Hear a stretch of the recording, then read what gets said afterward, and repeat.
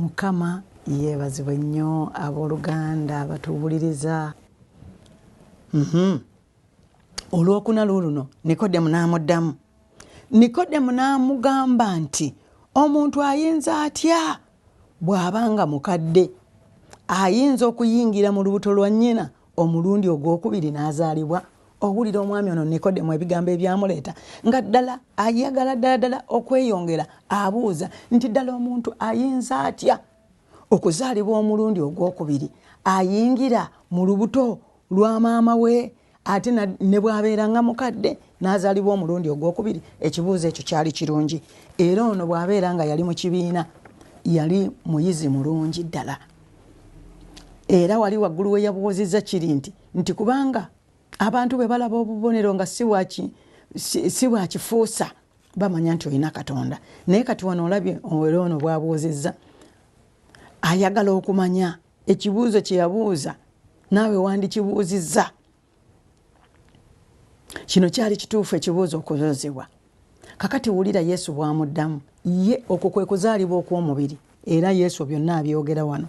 Kakati katulabe olwokutaano. Olwokutaano agambye tuli mu Bayibuli era bwikola Bayibuli yo. Yesu yaddamu nti n'agamba ddala ddala nkugamba nti omuntu bw'atazaalibwa mazzi na mwoyo tayinza kuyingira mu bwakabaka bwa Katonda.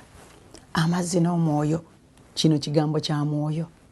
Yayogera ku kiri kye yayogerako kye yaliko nga Yokaana ayogera omubatiza nga azze okubatiza, naye ng'agamba nti nze nzize naye nyuma wange wali yajja, nze nzize okubabatiza mazzi ne mu mwoyo, waliwo ajja. Olw'omukaaga lugambye bwe ruti soma, agambye nti ekizaalibwa omubiri kiba mubiri. Kye kiri ekibuuzo Nikodemo kye yabadde abuuza, ng'abuuza nti omuntu okuzaalibwa omulundi ogwokubiri oba olina okuddayo mu lubuto lwa maama wo ne bw'obeera ng'oli mukadde n'ozaalibwa? Naye kati Yesu agambye nti ekyo ekizaalibwa omubiri kibeera mubiri, n'ekizaalibwa omwoyo kiba mwoyo.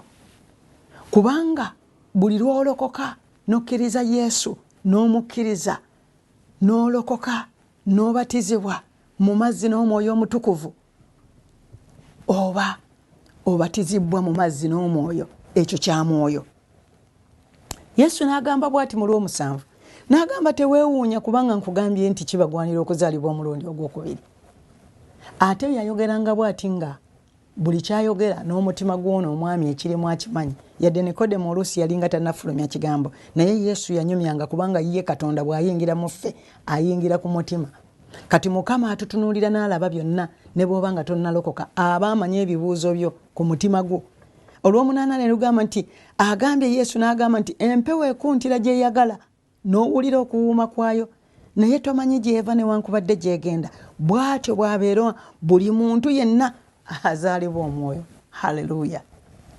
Kubanga oba tokyafugibwa mubiri, nga omwoyo yafuga obulamu bwo, nga Mukama yakuluŋŋamya buli ddaala ly'otwala, era okuva olwaleero bw'oba oyagala okuluŋŋamizibwa omwoyo wa Katonda, ng'oyagala obulamu bwo bubeere nga buluŋŋamizibwa mwoyo, kyekino ekiseera olokoke.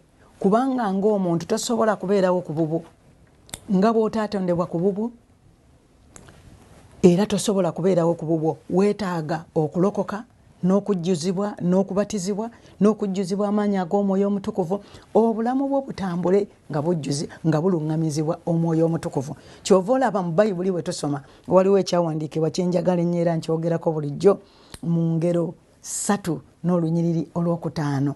Agamba nti weesigenga Mukama n'obulamu bwo bwonna, oleme okwesigama okusinziira ku magezi go. Omuntu ow'ensi yenna, abantu nga tannalokoka, abantu tutera nnyo okwesigama ku magezi gaffe, ate ne bwe tuba nga tulokose ne tutawa Mukama bulamu bwaffe mu bujjuvu, oluusi tukolera ku magezi gaffe. Naye nga obulamu bwo olina okwesiga Katonda n'amagezi go gonna n'obulamu bwo bwonna, n'otatambulira ku kumanya kwo, ku kutegeerako, kubanga ggwe wennyise mu Katonda. Olunyiri olw'omukaaga lwonsanyusa nnyo ng'agamba nti kanjiringise engendo zange, yiringisanga engendo zo ziyiringisenga ku Mukama, naye anaakulaganga amakubo go amatuufu anaakulaganga ekkubo ettuufu. Nnyumirwa ennyongero 16:3 agamba nti emirimu gyo giteresenga Mukama. Olaba obulamu bwo buba bufuuse bwa Mukama oba weegulidde insurance tukyogerako bulijjo nga totambula ku bubwo, toliiwo ku bubwo. Abaana bo nga bali mu Mukama, ng'oli mu Mukama, projects zo zonna z'okola nga zibikiddwa mu Mukama. Era kyova olaba twewuunya ne tulaba abasajja ba Katonda nga Katonda abawadde omukisa kubanga tebali ku bwabwe. Katonda y'abaluŋŋamya, bakola nga bakolera wansi w'omukono gwa Katonda. Ebintu byonna twabikwasa Mukama, byonna bye tukola twabikwasa Mukama kubanga nagenda okukizuula nze Mei ng'obulamu bwange sisobola kubeerawo nze nga ku bwange bwe nti naye nga nina Mukama. Nalokoka mu mwaka gwa 1982 nendokoka nga nina emyaka 16 naye neebaza Katonda akyampadde ekisa. Tutambula lugendo luwanvu, tutambula lwa kisa abooluganda, otambula lwa kisa naye weetaaga Katonda olunaku olwaleero. Olunyiriri olw'omwenda wano olw'omunaana kye lwogedde mukirabye nti empewo ekuntira yonna gyeyagala n'otamanya ne gyedda oba gyeva. Ne bw'atyo bw'abeera omuntu yenna azaalibwa omwoyo. Bwe tuzaalibwa omwoyo tetumanyi gye tuva newankubadde gye tugenda olw'omwoyo yatuluŋŋamya. Omwoyo ayongera okutegeeza eby'omwoyo era yatusindika. Omwoyo yatusindika okukola okusinziira ku kwagala kwa Katonda. Omwoyo yatuluŋŋamya, omwoyo ayogera n'omuwulira. Abantu abasinga gamba ekintu ne kiŋŋamba. Omwoyo wa Mukama waali atambula naawe ng'akugamba nedda olwaleero tofuluma nju. Ebiseera ebisinga omuntu bw'aba nga talina Katonda bulungi nga tannaba kutegeera ddoboozi lya Mukama nga Samwiri maama we bwe yamuwaayo mu kkanisa ng'amaze okuzaala ng'afunye ekyamagero. Maama we yeyama n'agamba omwana ono ngenda muwaayo mu kkanisa. Naye kyamugwanira omwana ono okubeera mu kkanisa okusooka okuyiga eddoboozi lya Mukama. Era bwe mugendayo sitole mugiwulira nga Eri nga Katonda ayita Samwiri n'alowooza nti Eri yamuyita omusumba era yayitabanga n'agenda eri Eri n'amugamba nedda, kakati kyokola gwe genda owulirize. Bw'owuliranga oyitibwa gamba ye wangi Mukama nze nzuuno. Omwoyo wa Mukama ayogera. Excuse me. Kati twetaaga omwoyo wa Katonda. Ekizaalibwa amazzi n'omwoyo. Bw'otazaalibwa amazzi na mwoyo toyinza kuyingira bwakabaka bwa Katonda. Olw'omwenda Nikodemu n'addamu n'amugamba nti ebyo biyinza bitya okubaawo? Olaba omwami ono nga yeetooloola Yesu. Ebyo biyinza bitya okubaawo? Ddala musumba bwe mba njagala okulokoka nyinza kulokoka ntya? Owooluganda tobeera eyo n'otya okubuuza ebibuuzo. Abamu batya okubuuza ebibuuzo. Omwami ono yajja kiro nga bwe twogedde. Oyinza okuba otya olw'abazadde bo, olw'abaganda bo, olw'oguruupu gy'olimu. N'ogamba bannaye banandaba batya nga nze ngenda nti ndokose? Banandaba batya bane ku bugagga buno bwe nnina n'ebibanja neekoledde bizinensi yange nga mala obudde nti nze ngenda mu abo okulokoka? Abooluganda tulabisa maaso kubanga bye tulaba bizimbe. Ne bwe mba ndabye omulokole nga naye afuba okutambuza olugendo lwe, buli lwolokoka naawe weegasse ku abo abafuba. Tutambula oluusi tulemererwa naye olw'ekisa kya Katonda yatubeezawo n'ondaba nga nange wendi nga nsobola okubeerawo ne mbuulira enjiri. Era kyova olaba nti omuntu yenna ayambibwa Katonda. Owooluganda tokyamizibwa kugamba nze sisobola kulokoka, laba naawe oli omusumba gundi yakoze bwati. Muntu oyo naye atambuza olugendo okulaba ng'akola Mukama kyakola kyayagala. Pawulo yagamba nti nfuba ndabe nga nkola ekituufu Mukama kyayagala. Naye omwoyo ogugwe muli gumanya omuzza eno ne gumuzza eno. Naye mu butuufu ng'omwoyo wa Mukama abeerawo era yatuwanirira. Mwoyo wa Mukama yatuwanirira n'atuluŋŋamya. Kyova olaba bwe tusoma nga tugenze tweyongera, Yesu waliwo wagamba era ekyawandiikibwa tugenda kiraba nti nze sajja kusalira nsi musango wabula najja ensi erokokere ku ye, erokoke kubanga ye yatumibwa okuva eri kitaawe. Era kyova olaba bwe tusoma era mu Yokaana 15 Yesu ayogera ebigambo byonna ng'agamba nti nze muzabbibu ogw'amazima mmwe matabi. nti era ettabi eribala ebibala ndirongoosa, era bwe litabala bibala litemebwako ne lusuulibwa era lyokebwa. Kwegamba ebyo bye bintu buli lwojja ng'omaze okulokoka kigenda okwetaagisa okufuna ekkanisa entuufu. Ojje tusabe, obuuze ebibuuzo, oyige, otegeere Mukama, oyige bannaye nsoma ntya Bayibuli, bannaye nzijuzibwa ntya omwoyo, bannaye mbatizibwa ntya, era bwe nzijuzibwa omwoyo kiki nnyambibwawa, oba bwe ndokoka kati ne mmala ndokoka leero nze nva nali nkola bino, nali ntambulira mu bino, mbadde ntambulira mu bino, bannaye nze nange nsobola okulokoka. Osobola, kubanga ekyo kye kyaleeta Mukama waffe. Ensi erokokere ku ye, olokoke, ove mu bibi byo, ove mu bibadde bikutawaanya, ove mu bibadde bikusumbuwa, ove mu byobadde okola, kubanga byobadde okola ebibi bikusiba busibi. Okimanyi nti omuntu bw'atambulira mu bibi atambula mu bulamu nga buli Oluzungu lumanyi okujjayo ebigambo byafuuka nga bya Luganda byansobera. Omuntu abeera miserable. Era bw'olaba abantu abakola ebibi, twayiga ku bibala eby'omwoyo w'Oluganda biri mu Baggalatiya 5:22, naye n'ebikolwa ebitali bya mwoyo ebibi weebiri. Omuntu ajjula obusungu omuntu bw'aba atambulira mu bintu byakola nga bibi, kubanga aba teyeekakasa, era atambula yeebwalabwala, atambula omutima gwe gwajjula ettima. Ekyo si kibala kya mwoyo mutukuvu. Ekisa kyekibala eky'omwoyo omutukuvu. Okwagala kyekibala eky'omwoyo omutukuvu, ng'era bwe tujja okubiraba. Tugenda nga amasomo gonna ow'Oluganda si kirungi n'osobwa kuwuliriza njiri, kubanga amasomo gonna yadde ge twatandika edda tugenda tugongerako, naye era ng'omwoyo bw'aluŋŋamya, Mukama yannuŋŋamizza nti kirungi abantu okutegeera nti omuntu yenna kimugwanidde okuzaalibwa omulundi ogwokubiri.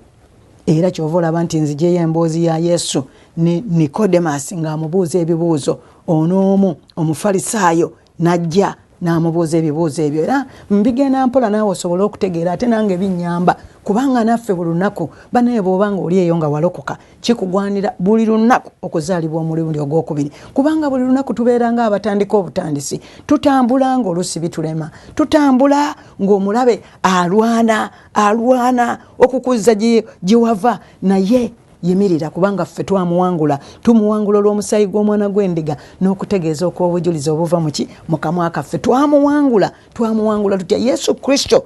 Okujja kwe kuno yajja n'atufiirira, n'asasula omutango, n'akomererwa, n'ayiwa omusaayi, gwe nange tulokoke. Yesu yatusasulira omutango, n'olwekyo tekikwetaagisa kusasula ssente gw'okulokoka. Ebigambo bino bya buziba, naye okyasobola okubitegeera. Obitegeera otya? Obitegeera ng'obibuuza ebibuuzo. Mpozi ng'omusajja ono Nikodemo byabuuza. Bw'obuuza omanyi, bw'obuuza obeera mugezi. Bayibuli kyetwetaagisa, twetaaga okuba abagezi. Yesu ono yali mugezi, kubanga ye magezi gennyini, era Bayibuli eyogera nti ku kutandikako okutondebwa ensi Yesu ono yaliwo, Mwoyo Omutukuvu yaliwo, Katonda Kitaffe ye yali ekigambo, n'atonda ensi naye yaliwo okuva ku ntandikwa, so ge magezi. Kakati bwe tuba n'amagezi, omuntu omugezi abuuza ne yeeyongera okumanya.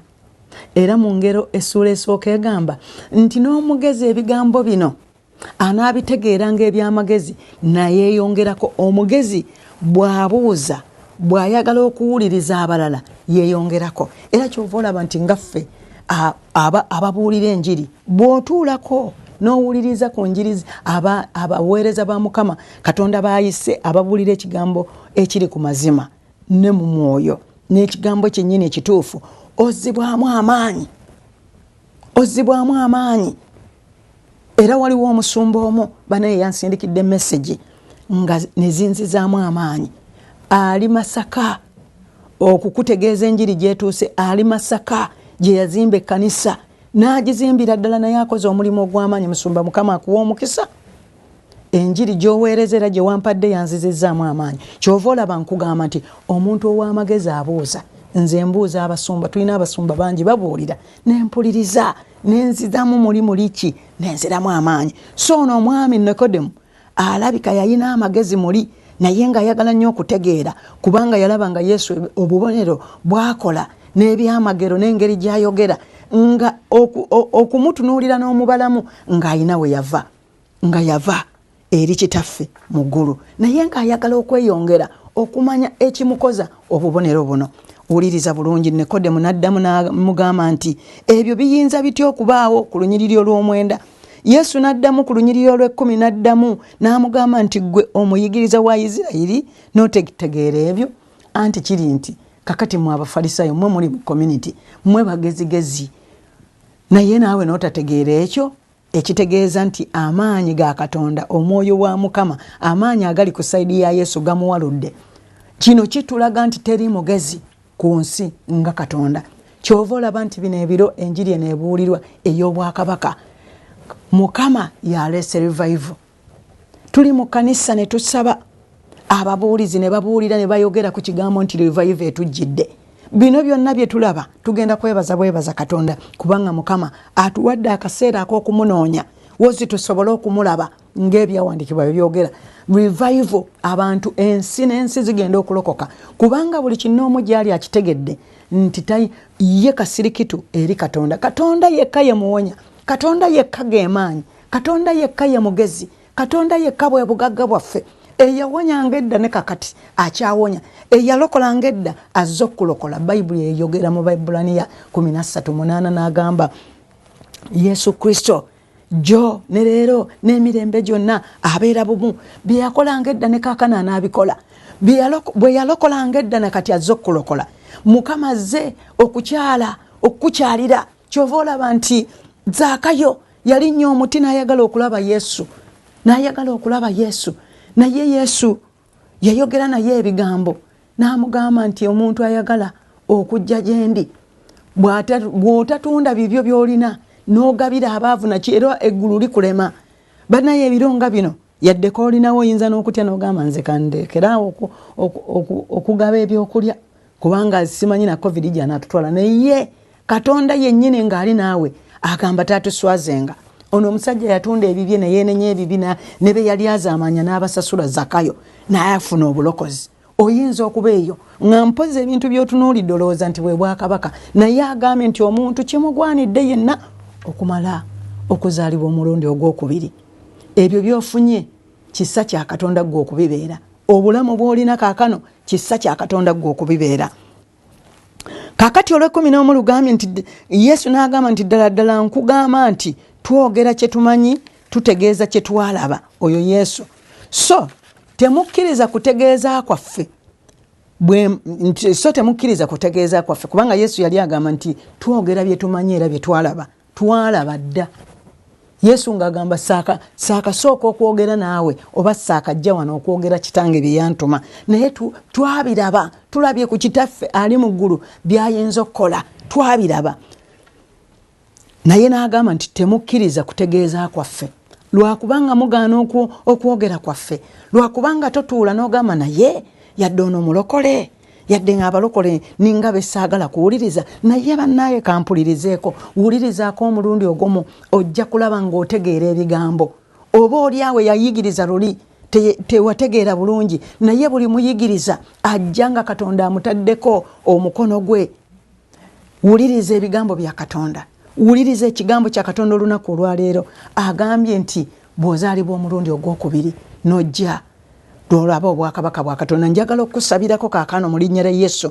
Gamba nti olwaleero nzikiriza okuzaalibwa omulundi ogwokubiri.